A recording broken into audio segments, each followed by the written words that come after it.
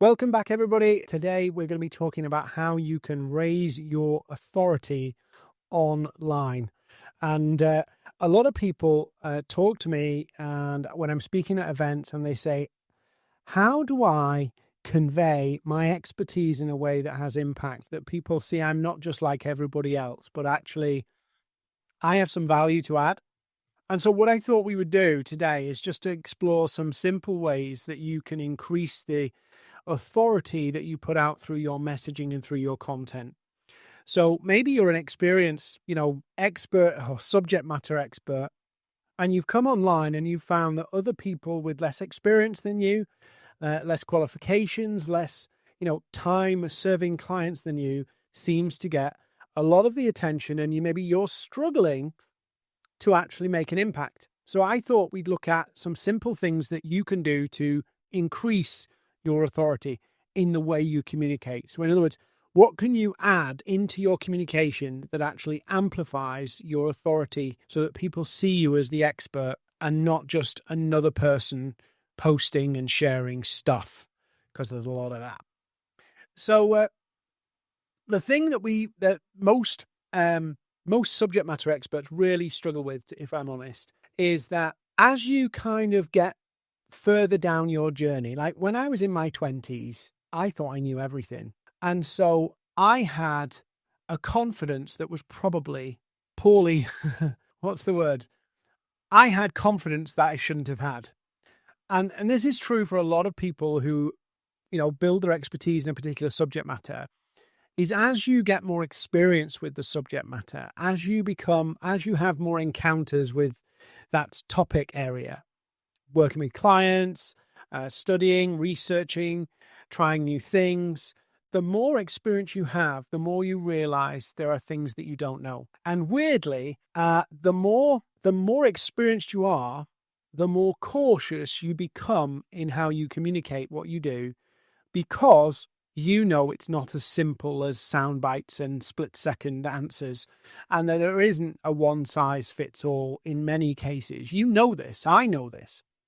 But when it comes to social media, where we are dealing with split-second, views of things, actually, that kind of level, weirdly, that kind of level of honesty, that kind of level of experience where that one thing might work for one person and not for another, or it's not as simple as giving a one-word answer, that kind of complexity can actually come across as doubt.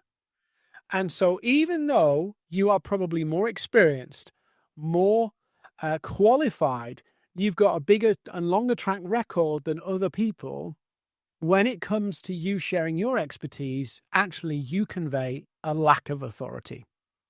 So I've written an article about this, but I want to kind of talk about it a little bit more from my own perspective about the 10 things that I see that subject matter experts do that or don't do that undermines their authority on the platform. So we're going to go one by one. I'm going to talk about them and explain what I mean by these. So the first one is imprecise terms. Let's call it that, imprecise terms. So what you're doing is you're saying, maybe, I think, and I know why people do this. They say, I think, in my opinion, or you could do this, or just that. The reason why people do that is because they don't want to seem up themselves. They don't want to seem like they're telling people what to do. But it also can be read as a lack of confidence. It can be picked up on at a deeper level as doubt. So even though you as an expert, me as an expert, we know that nothing's as simple as just simple, sound bites.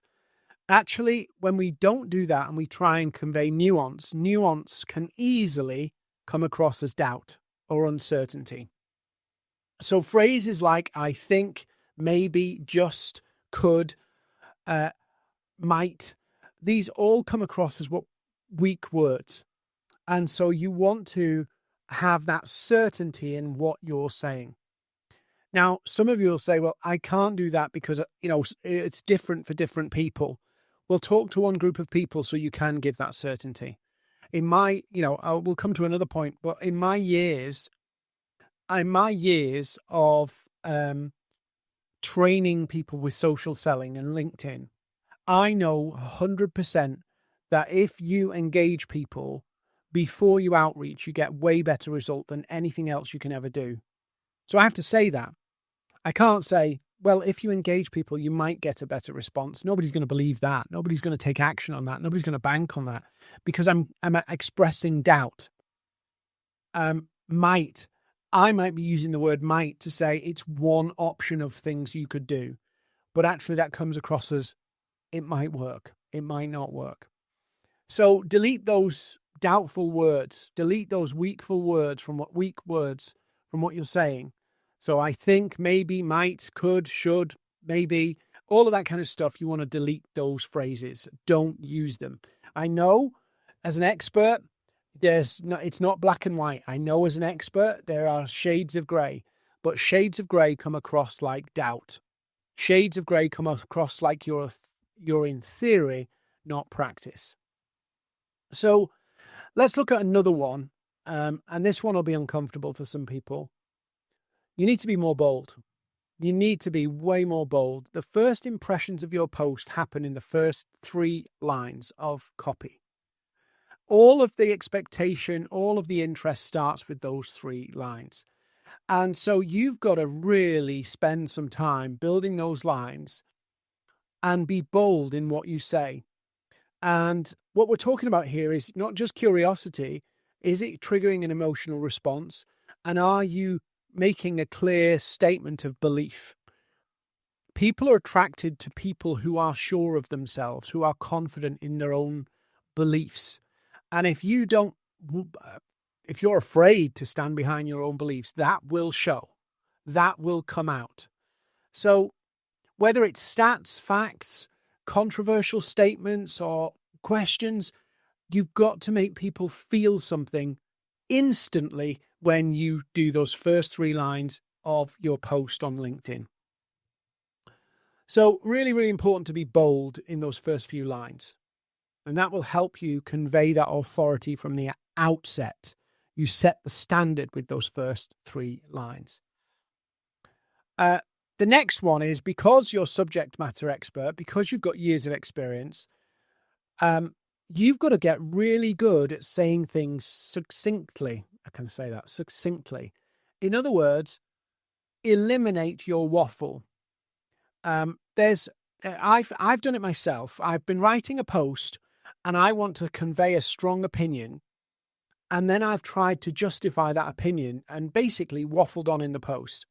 I do not need to explain my logic behind my beliefs. I don't need to justify that. In one sense, by justifying it, I'm not creating the debate in the discussion. And so people who do disagree with me will say so in the comments. People who do want to know more about why I believe that will ask me in the comments. And so 2 things happen. If I start to waffle on in my posts, I will not get the debate. I will not get the discussion. Second, I will bore people pretty quickly with all the waffle.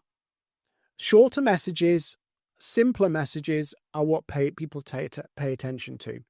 You don't need to justify and explain it. So cut out as much as you can and just keep it to the key points. So even go to ChatGPT and say, here's my post, and cut out 20% of the words, but keep the key points.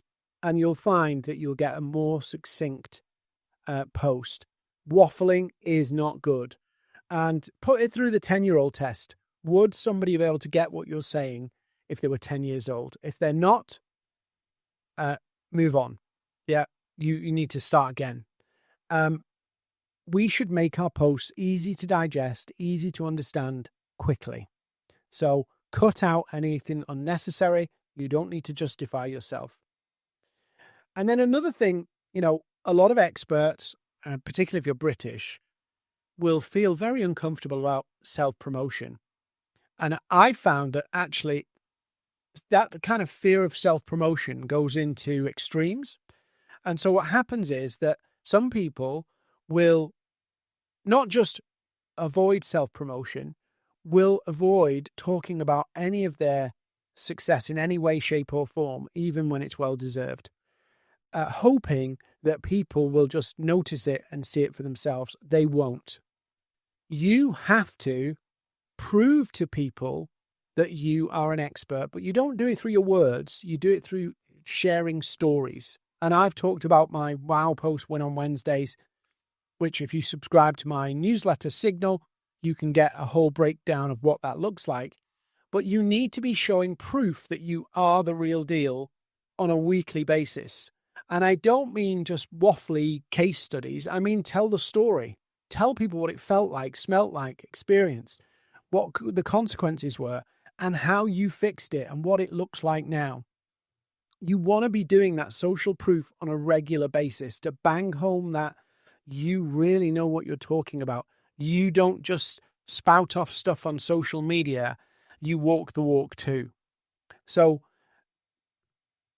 start building up that library of stuff. Quotes, if a customer quotes something in an email, copy the quote. You don't have to attribute to them. If I've got some clients where trying to get them to actually agree to do a case study, you have to go through legal departments, and some clients don't want that. That works. Okay, if that's the case, just anonymize it. Just don't quote them. Just don't quote their name. But keep a bank of proof in a doc, in a file, where anytime you get a little quote from a client, whether it be on a call, whether it be on an email, whether it be a formal testimonial or a case study, keep a bank of it and get it out every single week. Show proof weekly. Really important. That was number 4. Number 5. And this is a toughie for experts, especially British ones who don't like to rock the apple cart. You've got to challenge bad advice. If there's stuff out there in the market, if there's stuff that your target audience believes that is wrong, I don't mean attack, but you have to challenge it. So if there are things that are no longer working in your industry, if there are things that are out of date or missing or that the industry's not thinking about, you need to talk about it. You need to get over your fear of being disliked, because actually being bold and sharing what you really think about relevant topics will separate you from other people in a great way.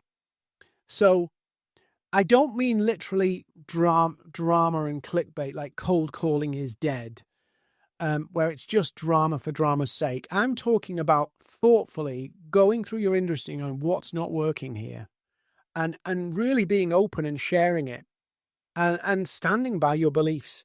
Challenge that bad advice. Challenge that wrong thinking. Be bold and brave enough to say it, because at the moment, I see across social media, there is an absence of actual depth, subject matter expertise.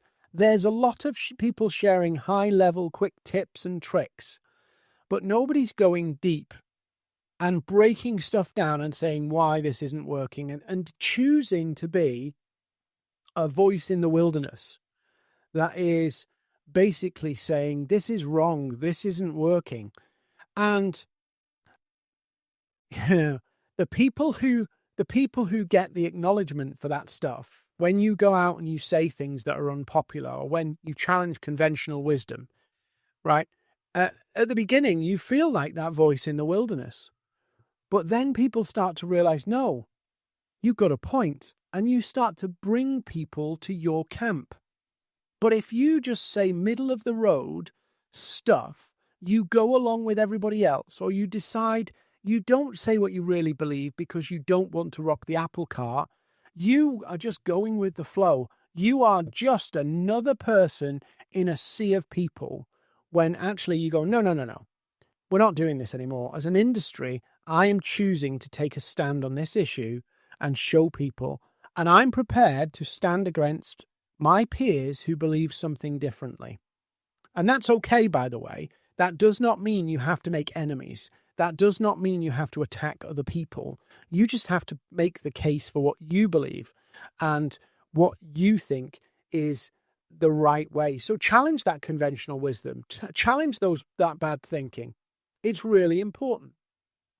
Number 6, you need to talk directly to your reader. They don't care about you. Yeah. They care about how you help them. And so you need to be thinking about and talking directly to them. Look through your posts. Do you use I more than you? So when people feel like you're speaking directly to them, their brains release dopamine and they pay attention more. They get that reward mechanism flowing, and it makes them pay more attention because they feel it's for them. So speak to them. Think about where they're at, right? Imagine the scenarios that they're going through and speak into those situations, but speak into them as if it's just you having a conversation with them. A lot of subject matter experts, and I've spoke to and worked with hundreds, if not thousands, over the last few years. And I can tell you what happens is when they go onto LinkedIn and social media, they think they're writing a blog. They think they're writing, a news article or a piece for a journal. And they go into kind of journalist mode when actually what you're doing is writing a letter to one person. You're writing a little note on our post is a little note to one person. And if you don't know who that person is, you need clarity. Check out my OHM system. If you don't have that clarity, you can't speak to their needs and what matters to them. And I've seen this, just to go off a tangent a minute, I've seen this horrendously backfire on people where because they don't understand who they're talking to, because they haven't defined who they're talking to, they subconsciously or even consciously, I don't know, start to write content for themselves. So they start to go, oh, do I like this post? Would I read this? Do I think it's good? And the reality is what ends up happening is you start writing content for your peers. You are your peers.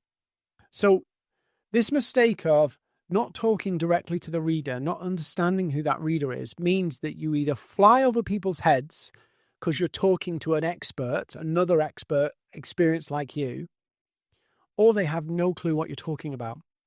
And so you need to really visualize and write down who you're talking to and really make it personal. Talk to them as if it's one individual. It makes a massive difference, and it impacts people more when they see you understand their needs, their perspective, their challenges, and you're talking to them like it's a conversation.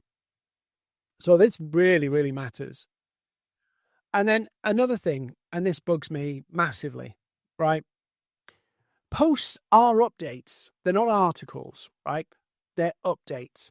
Most people are reading those posts on a mobile phone, and nobody will stick around if you make it hard for people to read. Big, long, chunky paragraphs, long-winded sentences. It's just you're making it hard work. So, number one, break your sentences down. Yeah, no paragraph should be more than 2 sentences, and no sentence should be more than 12 words. Keep it short, sweet, and concise. That will make it easy to read. So the brain will skim it. The brain of your readers will skim it. They'll look at it. And if they see lots of chunky text, they'll go, oh, that's overwhelming. And I've done this in real time in rooms. I've put 2 posts against each other, one with big chunky paragraphs and one with it broken down. And everybody says the one with it broken down is easier to read and they prefer to read it. So stop the big paragraphs, stop the long-winded sentences, and just write it like a letter. Make it really easy to read. And remember, the majority of people will be reading your post on a mobile phone.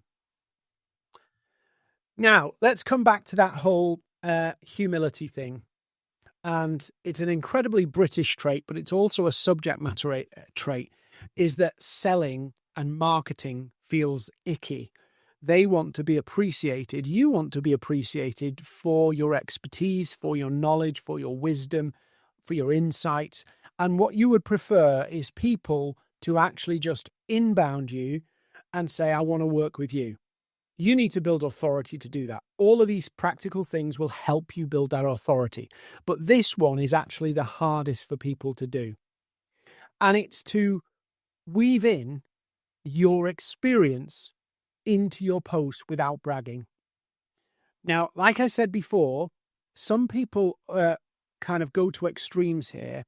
So you have one extreme where it's like literally everything's bragging. I've just made $10,000 and here's how I made it. And it feels like icky bragging. And then there's the other side, the like false humility of people who will basically avoid saying anything. And you can't do either, right? One will grit on people if you're bragging, and the other one will be people will not connect the dots of your experience and expertise without you saying something. So here's some simple things that you can do to kind of name drop your experiences or results into your posts. So if you just say things like, I don't know, here's what I think about sales. Why should they listen to that? What's the reason they need to listen to you about sales? However, if you said something like, after working with 50 consultants and help them fix their sales messaging, here's what I know, you are adding and weaving in a little bit of your experience and know-how so that it feels more weighty. So simple sentences like, having worked with, after 10 years of doing this, not to kind of explain what you've done for 10 years. You just use these casual references, not 10 times in a post, but every so often in posts, not too many, maybe one in every couple of posts, and it will help people build up that picture. Oh, that you're not a newbie to this industry. Oh, that you have done this before. Oh, that you have seen success with this industry before.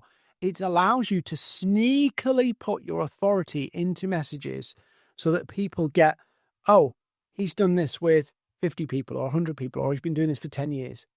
So in your posts, name drop your experience or results in a way that fits in with the narrative, but it adds a bit of weight behind what you're saying.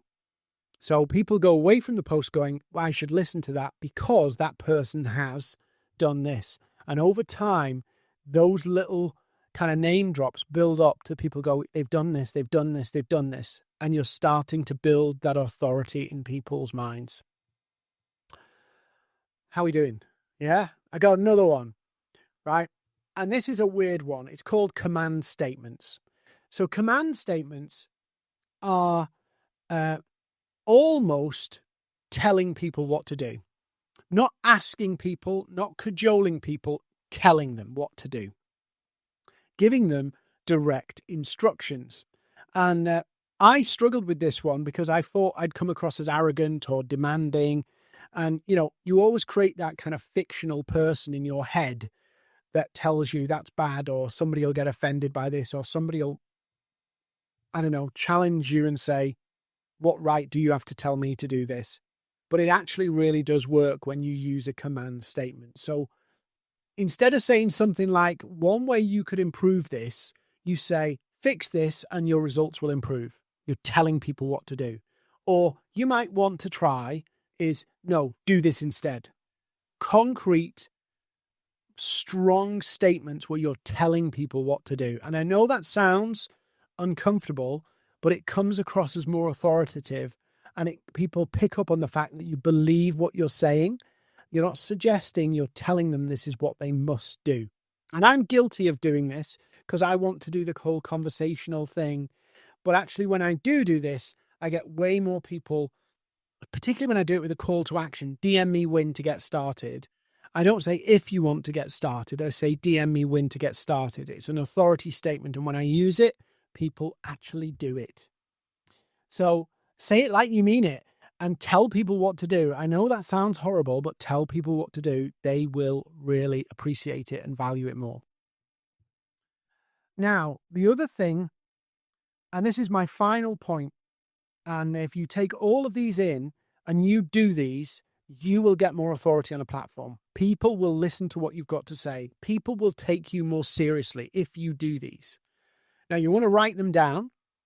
You want to note them down, and maybe you need to go back through this episode and pause and write them all down, because these will massively increase your authority. And when people see you as an authority, they are more likely to buy from you.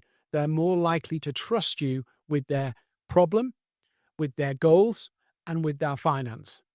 So you need to do these 10 things. But the final one is you've got to repeat your key messages. You've got to be a stuck record.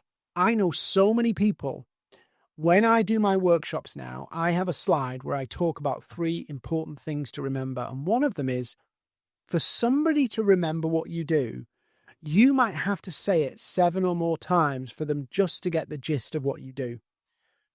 And as a subject matter expert, we want to be talking about new things, fresh ideas all the time. And we think that that's what we've got to do.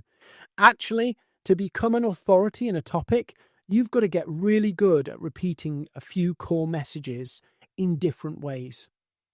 Not saying new things all the time, but saying the old things in different ways. And so you might have 3, 5 different core messages that you want to share. They have to be consistent. You have to bang that drum so that people will get it and it will stick. And you will become known for those key things. And if people believe you, you will become that choice. If people agree with you, you will become their preferred person.